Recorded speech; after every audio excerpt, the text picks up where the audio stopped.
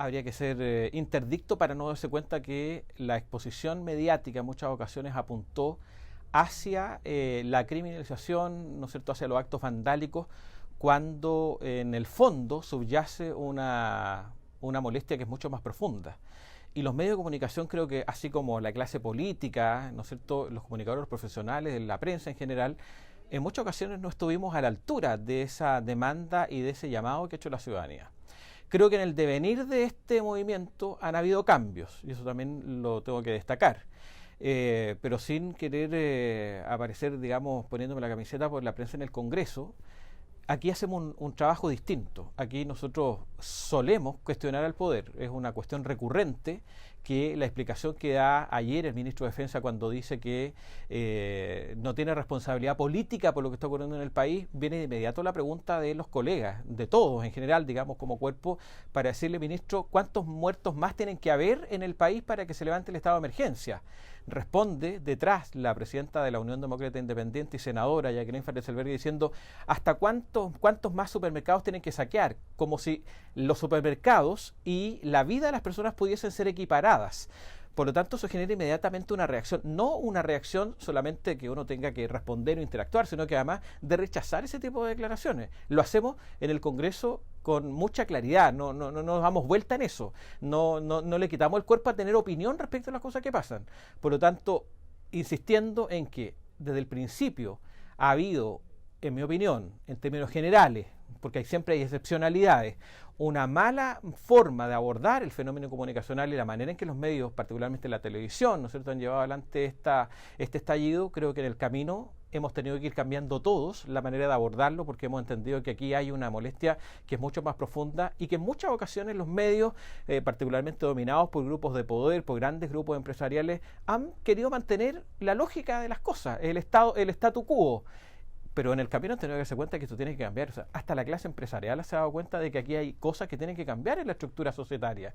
Por lo tanto, creo que asumo la crítica, digamos, como parte de los medios de comunicación, como un profesional de la prensa, pero levanto también la bandera respecto de lo que aquí en el Congreso hemos hecho en estos últimos días.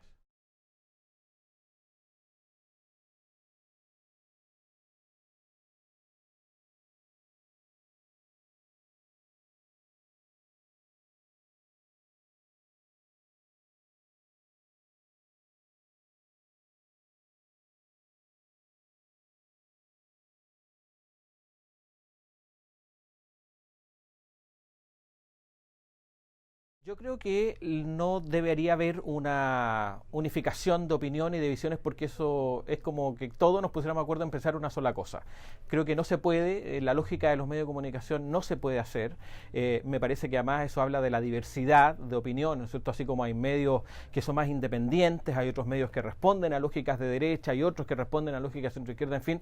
Y todas esas miradas, en mi opinión, contribuyen al debate y creo que todas esas deben ser puestas sobre la palestra. Y además, reunir a los sindicatos no necesariamente va a cambiar la lógica en que los medios de comunicación abordan las temáticas, porque los empresarios, los sindicatos no son los que llevan, los que son los dueños de los contenidos, no marca la línea editorial, somos trabajadores al final del día, siendo yo parte de un sindicato, el de Radio Bio Bio, ¿no? Entonces, desde ese punto de vista creo que no debe, en mi opinión, no debe haber una lógica de unificar una sola voz, un solo pensamiento, porque no es lo que corresponde a los medios de comunicación, hay que respetar la diversidad, pero hay que mantener un principio. Frente a la casuística, ¿no es cierto?, y frente a hechos emergentes, los principios tienen que estar siempre presentes. Y cuando ocurren situaciones como esta, hay un principio que la prensa debe abordar siempre, que es el pluralismo y la verdad. Los medios de comunicación no podemos inventarnos mentiras y no podemos responder al WhatsApp que nos llegó, ¿no es cierto?, a la radio diciendo que venía una gran turba a tomarse, ¿no es cierto?, o el propio presidente de la República que dijo que había una amenaza a un hospital y que intentaron quemar un hospital.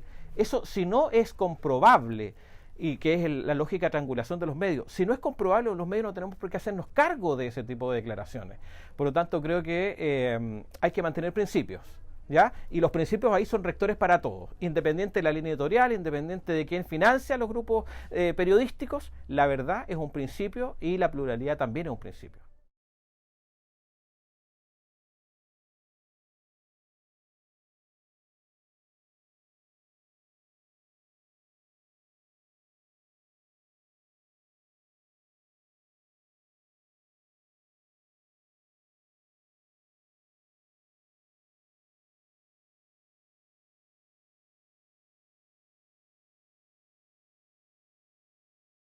la lógica de la disposición de los servicios policiales debe responder a amenazas creíbles, vuelvo a repetirlo, de ataque, ¿no es cierto? Porque si atacan mi casa, me gustaría llamar a Carabineros y que Carabineros fuera rápidamente a responder a esa amenaza, insisto, creíble, con evidencias. Si en Canal 13 había algún tipo de amenazas o era solo preventiva, me parece que no corresponde.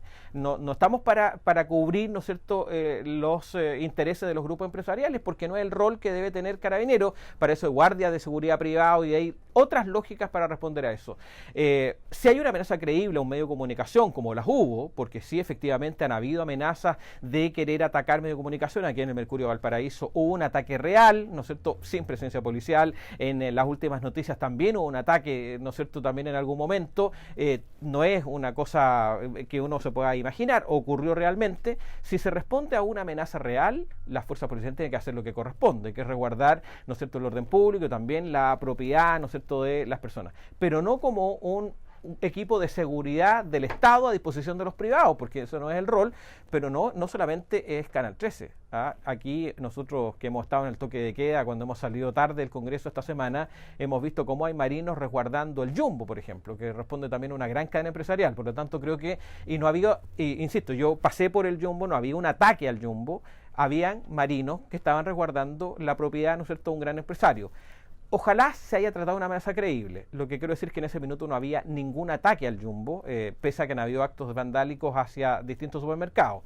Pero creo que el servicio de seguridad del Estado no puede estar a disposición de los privados, menos de los grandes privados, porque en muchas ocasiones vimos cómo en poblaciones las turbas, ¿no es cierto?, han ido atacando viviendas y situaciones y no ha habido presencia policial. Lo más llamativo es que los ataques al metro, que supuestamente estaban coordinados, no había carabineros, no había policía, no había defensa de esos que son bienes del Estado, y eso es muy llamativo. Por lo tanto, también nos deja llamar la atención que hayan empresas, un medio de comunicación o lo que sea, que haya tenido resguardo policial. Creo que no corresponde a lo que estamos viviendo como país.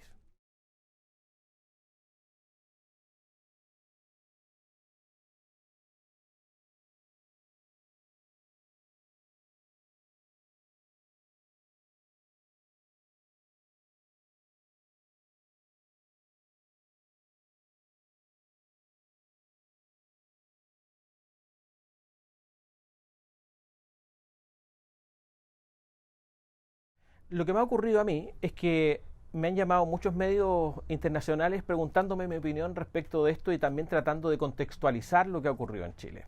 Yo soy periodista en el Congreso desde el año 2006, por lo tanto he visto cómo la clase política actúa, he visto particularmente los parlamentarios absolutamente desconectados de la realidad. Yo manifestaba el domingo pasado a través de redes sociales que mi apuesta era que íbamos a venir al Congreso Nacional, íbamos a ver la reacción de los políticos y los políticos no iban a estar a la altura. Y a partir de lo que hemos visto durante la semana, creo que efectivamente la clase política no ha estado a la altura de la demanda social. Lo que veo como chileno, como ciudadano de este país, es que efectivamente ha habido un abuso histórico, como alguien ha dicho. Esto no es de ahora, esto es una cosa sistemática. No responde a los 30 pesos del metro, porque en Punta Arenas no salieron a manifestarse por el aumento del alza del metro, pero creo que este es un país que endeuda a sus ciudadanos. Nosotros vivimos bajo la lógica y la dictadura del endeudamiento para poder satisfacer necesidades que muchas veces son básicas. Hay gente que se endeuda con la tarjeta de crédito para comprar comida, y la realidad latinoamericana es distinta. No estamos hablando de un país, ¿no es cierto?, que el presidente dijo que era un verdadero oasis hace algunos días en un encuentro internacional, y nos dimos cuenta que el oasis se ha construido en virtud del peso y el agobio de un sector de la ciudadanía, de un sector de la población, de los que muchos denominan la clase media, pero que es mucho más amplio que eso, ¿no es cierto?, que es muy reduccionista la mirada. Aquí tenemos problemas reales con la salud, tenemos problemas reales con las jubilaciones, tenemos problemas reales con la educación, tenemos problemas reales con la calidad de vida, la cantidad de horas que trabajan las personas que tienen que trasladarse durante 2 horas en Santiago para poder llegar a sus casas y levantarse muy temprano otro día. En fin, la sensación que tengo como chileno, como ciudadano, como profesional y como periodista en el Congreso Nacional en particular, es que la ciudadanía vino, le plantó una bofetada en la cara a la clase política diciendo: ¿saben qué? Si ustedes no cambian las cosas, las va a cambiar la gente. Y no estamos diciendo que es la gente, ¿no es cierto?, y los vándalos que salieron a destruir, porque todos los condenamos y tenemos que hacer ese análisis también, Pero cuando vemos a la gente que se manifiesta desde Arica a Punta Arenas, en el centro de Santiago, en Cerro Navia, en Valparaíso, en Roderillo, en Viña del Mar, en Las Condes, en Vitacura y en la Dehesa, es que el agotamiento social llegó a un punto límite donde uno espera que la satisfacción, digamos, de estas respuestas no sea estas medidas que son muy mínimas que anunció el gobierno, sino que son mucho más profundas. Y hasta ahora, la mala noticia que tengo, como los periodistas muchas veces damos malas noticias, la mala noticia que tengo es que pareciera ser que la clase política no quiere cambiar el modelo, no quiere cambiar la estructura, no quiere cambiar el paradigma bajo el cual nos hemos movido. Y si eso no cambia, la verdad que esto no se va a terminar. Esto no va a terminar en una semana con estas medidas parche que está mandando el gobierno. Aquí se requieren cuestiones más sustantivas. Y de esas cuestiones sustantivas, al menos aquí, en sede legislativa, no tenemos absolutamente nada y pareciera ser que la señal del gobierno es que tampoco está entendiendo que esto es mucho más profundo.